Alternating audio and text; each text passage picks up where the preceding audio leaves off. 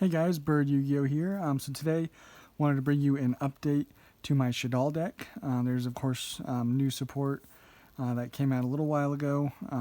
That is, I think, pretty good. It's not like groundbreaking or anything.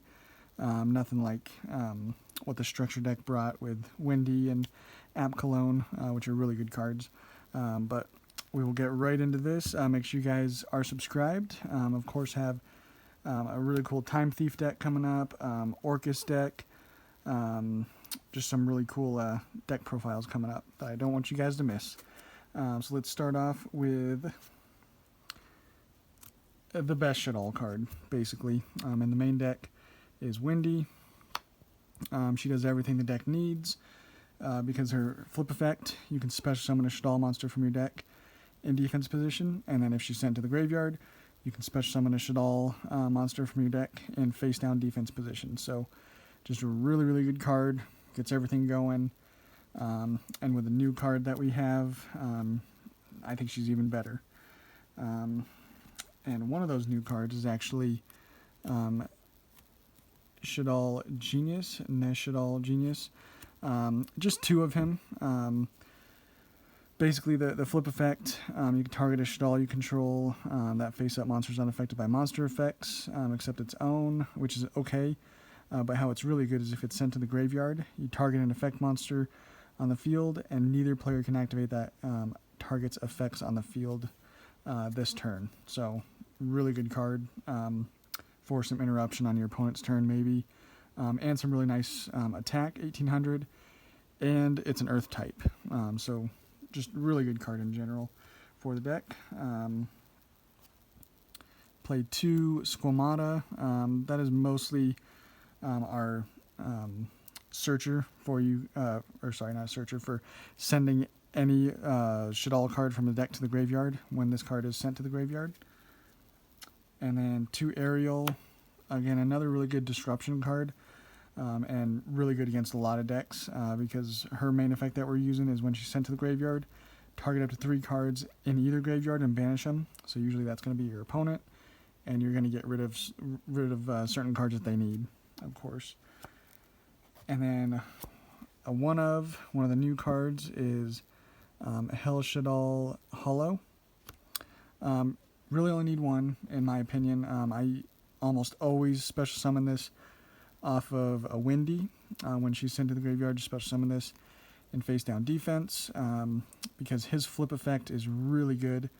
You target a face up monster your opponent controls, send a Shaddoll monster with its same attribute from your extra deck to the graveyard. So usually you hope that's dark so you can send App Cologne, but it can be light or earth as well. And then if you do that, you can banish that monster that you just targeted that your opponent has on their field. Really high attack, 2900 attack, 2900 defense. Just a really good card to have. And some of the other one-ofs, one Falco, it comes up, it's nice. One Beast for some draw power. One Dragon for usually destroying a spell and trap. That glare's kind of bad. There we go.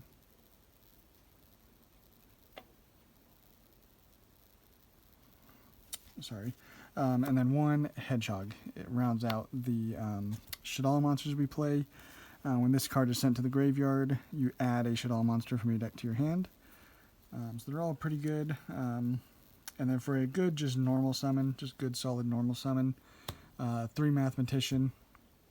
When it's normal summoned, you send any of your level 4 Shaddolls to the grave so you can get their effects off, basically. And then we also are playing some hand traps. So we're playing 3 Ash Blossom and 3 Effect Veiler. Again, insert any hand trap you want. Ghost Ogres are really nice, actually, now. So that is it for the monsters that we're playing. The spells, we were playing Shaddoll Fusion, 3 of that one.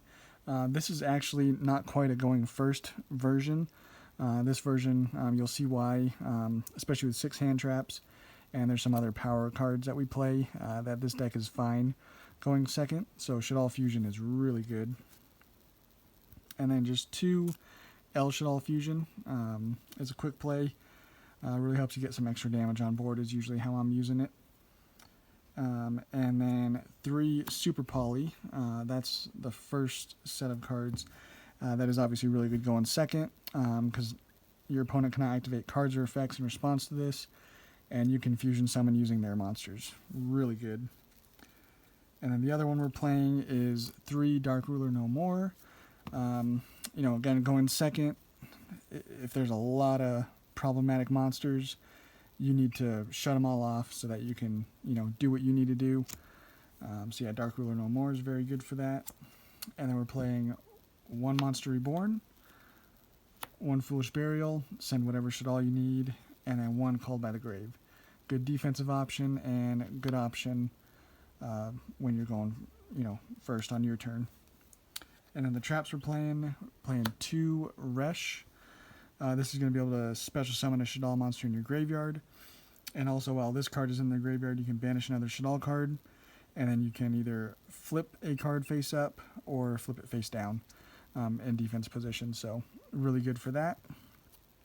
And then just 1 Shaddoll Schism. Allows you to fusion summon. It's continuous. You really only need 1. And honestly, if you don't have 1 or don't want to get 1, you definitely don't have to play it. You could play a 3rd Resh. That's probably the most important one in a version like this. So that is the main deck. We stuck with 40 because we don't really have any much draw power. For the extra deck, playing 2 App Cologne. This one is usually my go-to, to be honest, especially since this is more of a going second.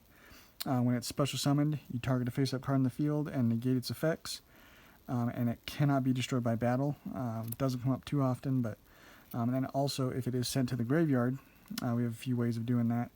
Obviously with our Hell Shaddoll Hollow, you can send him if your opponent has a dark monster that you're trying to get rid of. It allows you to add a Shaddoll card from your deck to your hand, and then you discard a card. So very, very good. And then 2 Construct. Everyone knows what she does. 2 Winda. Very good against a lot of decks. Just each player can only special summon once per turn.